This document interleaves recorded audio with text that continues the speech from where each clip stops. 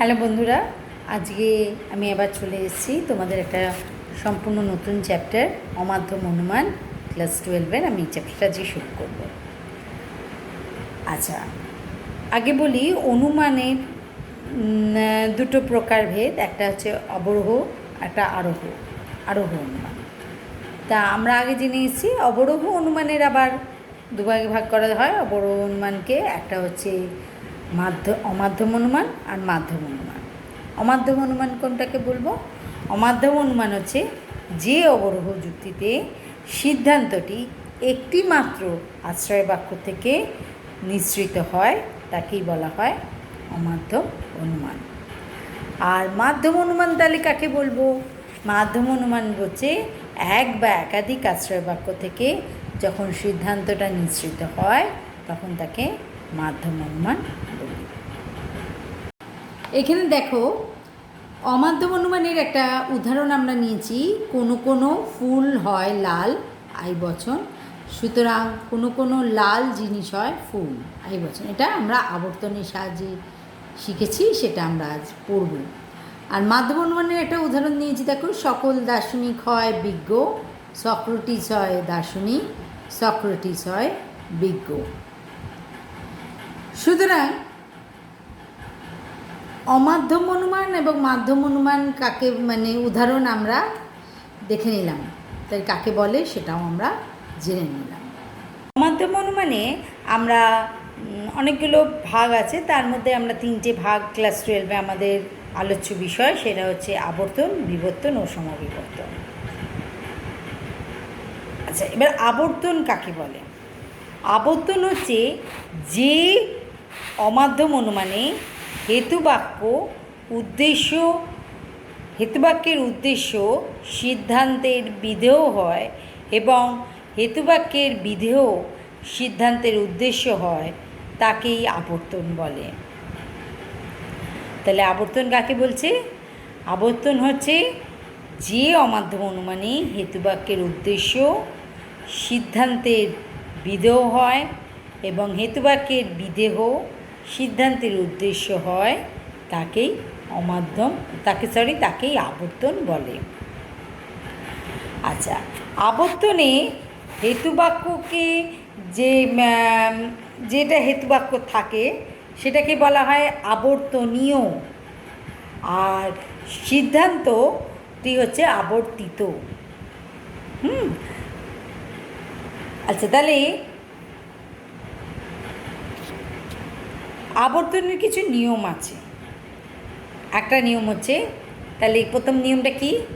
হেতুবাক্যের উদ্দেশ্য সিদ্ধান্তের বিধেয় হবে। 2 নম্বর সিদ্ধান্ত কোনটা? 2 নম্বর সিদ্ধান্ত হচ্ছে দ্বিতীয় নিয়ম কোনটা? হেতুবাক্যের বিধেয় সিদ্ধান্তের উদ্দেশ্য হবে। 3 নম্বর নিয়ম কোনটা?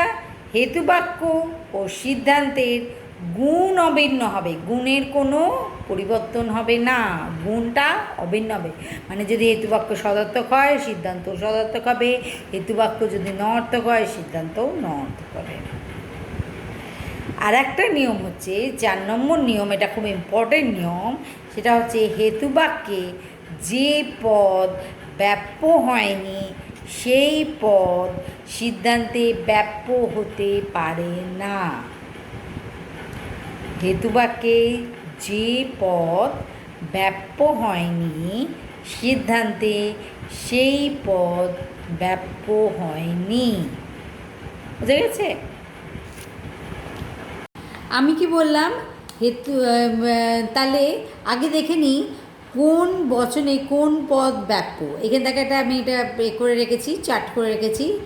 এ বচনে উদ্দেশ্য পদ কি? ব্যাপ্য, আর বিধেয় অব্যাপ্য, তাই তো? আর ই বচনে উদ্দেশ্য পদ ব্যাপ্য, বিধেয় পদ ব্যাপ্য, তাই তো? আই বচনে উদ্দেশ্য পদ অব্যাপ্য, বিধেয় পদ অব্যাপ্য। আর ও বচনে উদ্দেশ্য পদ অব্যাপ্য, বিধেয় পদ ব্যাপ্য। ঠিক আছে? এবার তাহলে আমরা করতে পারি, দেখো এ বচন আমি লিখে রেখে রাখো, এ বচনের আবর্তন তাহলে কি হবে। আমি বললাম যে বচনটাকে হেতুবাক্য যেটা থাকবে তাকে বলা হয় আবর্তনীয়, আর যে সিদ্ধান্ত হবে সেটাকে বলা হয় আবর্তিত।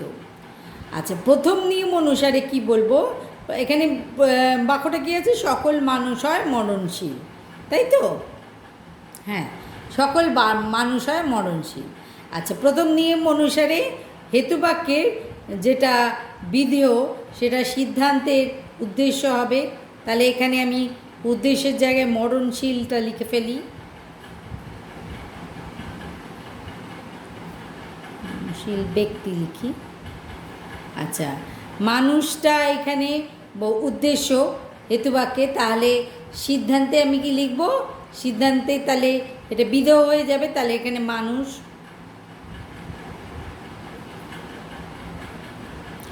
আচ্ছা, গুণটা এক থাকবে, গুণ এক হয়ে গেল হয়। আচ্ছা, এইবার কি বলা হয়েছে যে এটা তো এ বচন, তাই তো? এটা কি বচন, এটা এ বচন, তাই তো? আচ্ছা, এবার কি, এবার 4 নম্বর পয়েন্ট অনুযায়ী কি বলা হয়েছে আবর্তনে, যে হেতুবাক্যে যে পদ ব্যাপ্য নয় সিদ্ধান্তে সেই পদ ব্যাপ্য হতে পারে না। আচ্ছা দেখো, এ বচনে তো উদ্দেশ্য পদ ব্যাপ্য, বিধেয় পদ অব্যাপ্য, কিন্তু আবর্তন করে যেটা হেতুবাক্যের বিধেয় সেটা সিদ্ধান্তের উদ্দেশ্য হয়েছে, সুতরাং এই পদটা ব্যাপ্য হতে পারে না, তাই তো? তাহলে আই বচনে দেখো, আই বচনে উদ্দেশ্যও ব্যাপ্য নয়, বিধেয়ও ব্যাপ্য নয়, তাহলে এখানে কি হয়ে যাবে, কোনো কোনো, তাহলে কোনো কোনো মরণশীল ব্যক্তি হয় মানুষ, তাহলে এটা কি হয়ে যাবে, আই। তাহলে এ বচনের আবর্তন তাহলে কি হলো, আই। এবার দেখো ই বচন, ই বচন কোনো মানুষ নয় অমর, ই বচনের আবর্তন। আচ্ছা, তাহলে এ বচনের আবর্তন তাহলে আমি এখানে লিখে দিই আই হয়, তাই তো?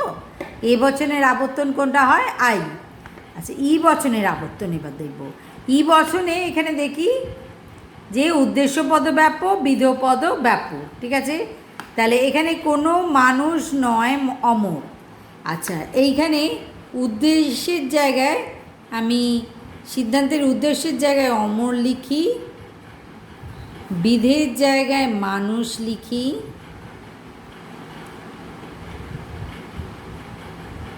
দেখো এখানে হেতুবাক্যের যেটা উদ্দেশ্য সেটা সিদ্ধান্তের বিধেয় করে দিলাম, যেটা হেতুবাক্যের সিদ্ধান্ত সেটা হেতুবাক্যে যেটা যেটা বিধেয় সেটা সিদ্ধান্তের বিধেয় করে উদ্দেশ্য করে দিলাম। আচ্ছা, এখানে 9 আছে, 9টা লিখে দিলাম, গুণটাও এক রাখলাম। আচ্ছা, 4 নম্বর নিয়ম অনুসারে যে দুটো পদই ব্যাপ্য হবে, মানে 4 নম্বর নিয়ম অনুসারে হেতুবাক্যে যে পদ ব্যাপ্য হয়নি সেই সিদ্ধান্তে সেই পদ ব্যাপ্য হবে না, তাই তো? তাহলে কিন্তু এইখানে তো ই বচনের দুটো পদই ব্যাপ্য, তাহলে এখানে কি হবে, কোনো অমর নয় মানুষ, মানে এটা ই বচনই হবে, বুঝতে পেরেছ? তাহলে ই বচনের আবর্তন কি হবে, ই। ই বচনের আবর্তন তাহলে কি হবে, ই।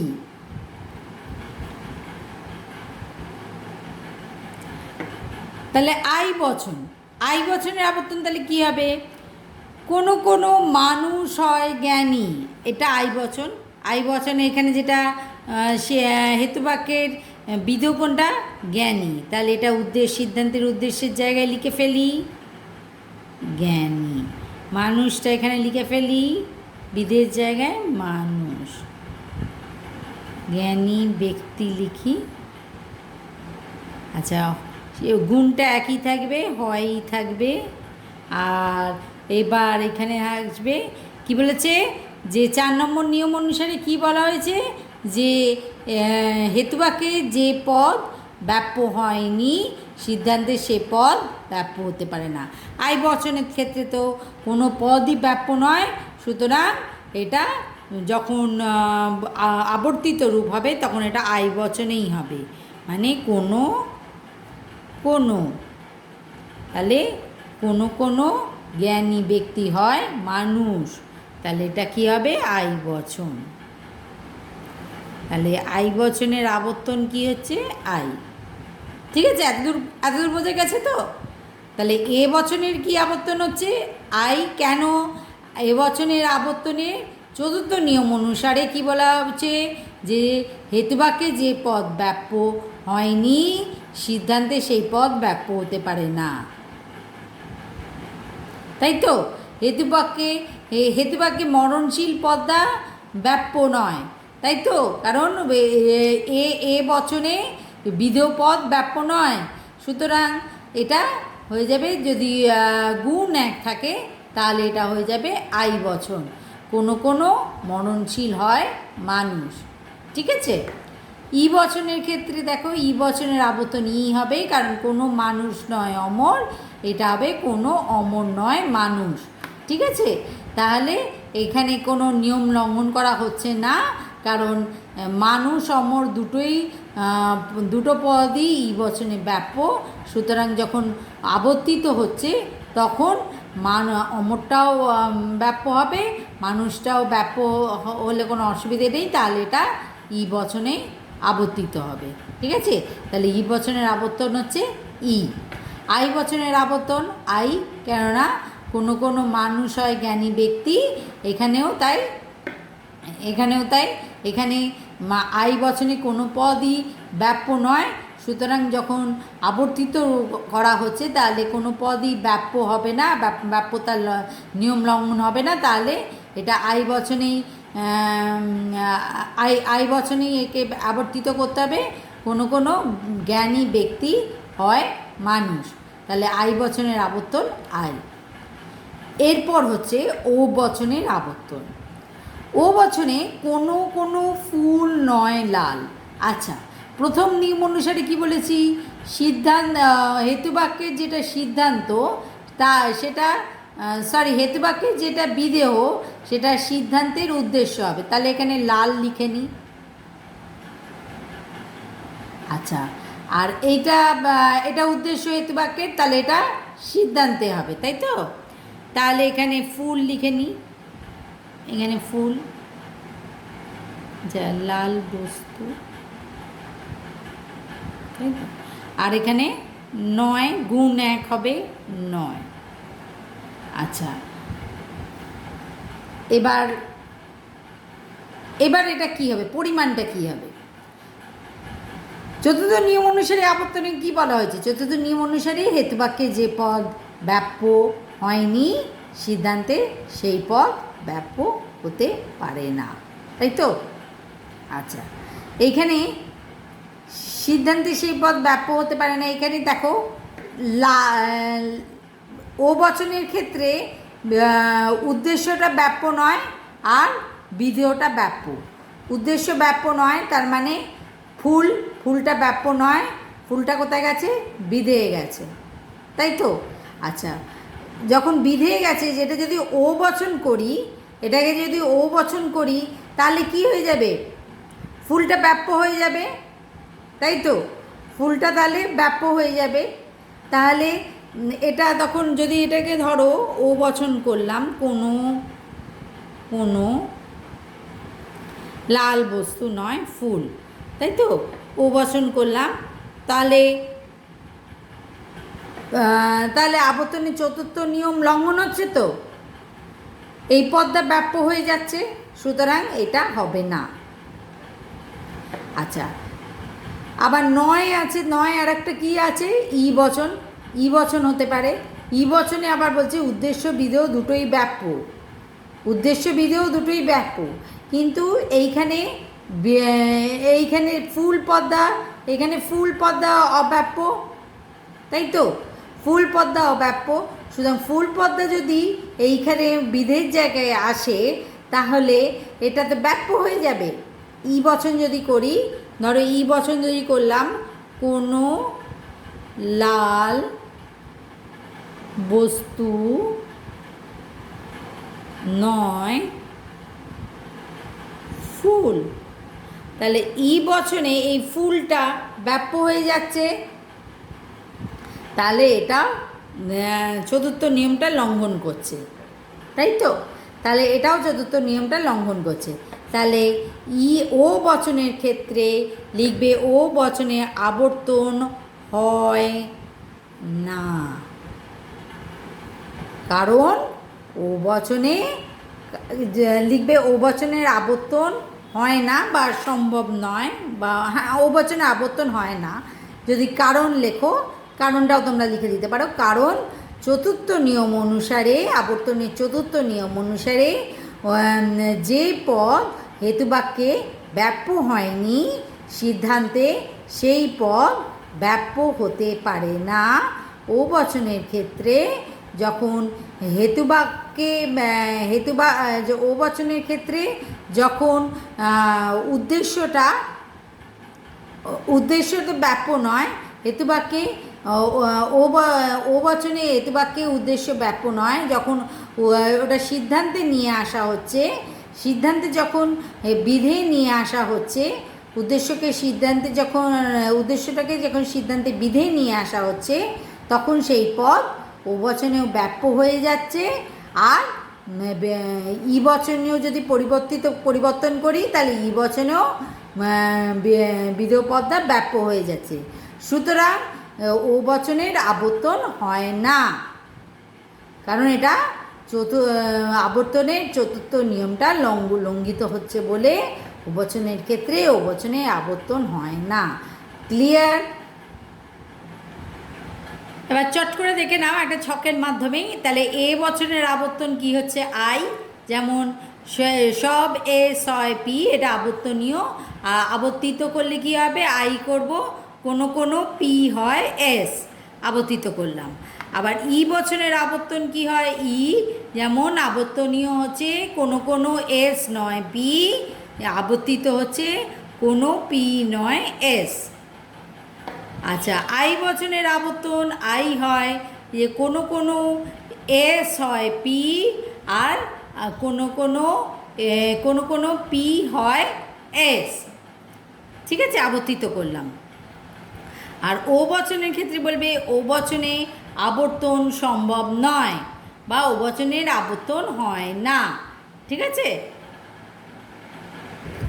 এবার আমরা একটু এক্সারসাইজ করে নিই, হ্যাঁ, কারণ অনুশীলন করে নিই, তাহলে সুবিধে হবে তোমাদের। ধরো এরকম প্রশ্ন থাকে, নিচের বাক্যগুলি যুক্তিবিজ্ঞানসম্মত বচনে রূপান্তরিত করে আবর্তন করো।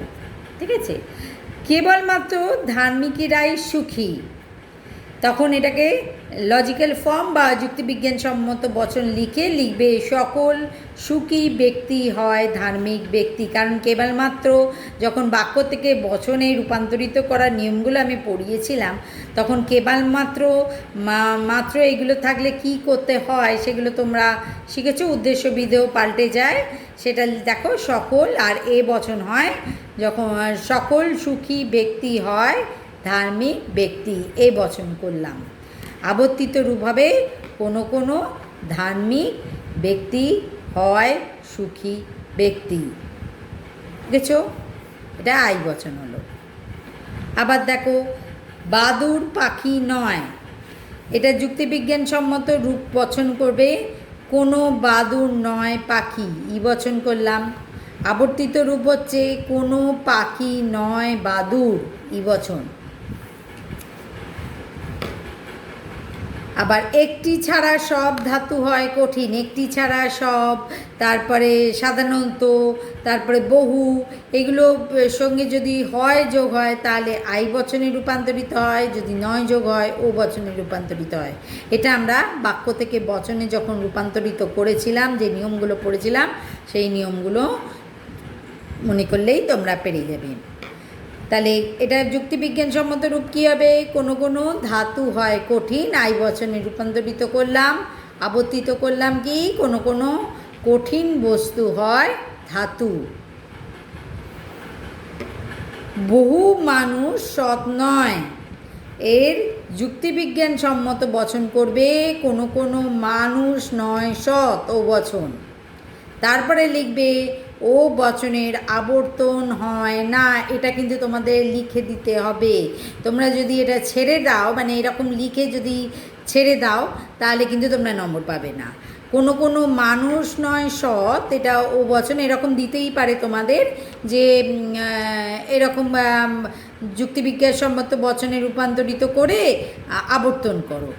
তাহলে ও বচনের তোমাদের কনফিউশনের জন্য একটা ও বচন দিয়ে দিতেই পারে।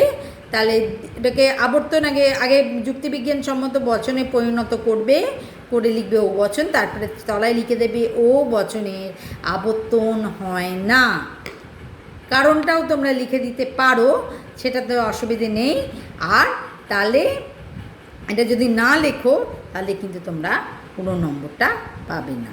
ঠিক আছে?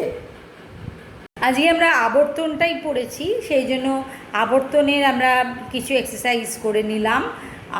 তোমরা বাড়িতে করে দেখো, করে দেখে যদি কোথাও অসুবিধে হয় তাহলে আমায় কমেন্টস লিখো, আমি তোমাদের উত্তর দেবো। আচ্ছা, আর একটা কথা, এই চ্যাপ্টারে থেকে শুধু যে এমসিকিউ বা শর্ট কোয়েশ্চেন আসে তা নয়, এই চ্যাপ্টার থেকে কিছু বড় প্রশ্নও আসে, যেমন আবর্তন কাকে বলে এরকম দিতে পারে, অমাধ্যম অনুমানকে অবরোহ অনুমানকে ক ভাগে ভাগ করা যায়, কী কী উদাহরণ সহযোগে ব্যাখ্যা করো, সেটা দিতে পারে। অথবা আর একটা প্রশ্ন দেয়, ও বচনের আবর্তন কি সম্ভব, উদাহরণ সহকারে ব্যাখ্যা করো, এরকম দিতে পারি। বা আবর্তন কাকে বলে তো বললাম, তা আবর্তনের বিভিন্ন নিয়মগুলি উদাহরণ সহযোগে লেখো, সেরকমও দিতে পারি। যতটুকু পড়ালাম ততটুকুর মধ্যে এই প্রশ্নগুলো আমি বড় প্রশ্নগুলো আমি তোমাদের আলোচনা করে বলে দিলাম। আর যদি কোথাও অসুবিধে হয় আবর্তন করতে, তাহলে তোমরা আমার কমেন্টসে লিখো, তোমরা এক্সারসাইজ করো, বই থেকে এক্সারসাইজ করো, বিভিন্ন এক্সারসাইজ প্র্যাকটিস করো। যদি অসুবিধে হয়, বারবার বলছি, তাহলে আমার কমেন্টসে লিখো, আমি তোমাদের অবশ্যই উত্তর করব। ঠিক আছে? আজ আমি এখানেই ক্লাস শেষ করছি। ঠিক আছে?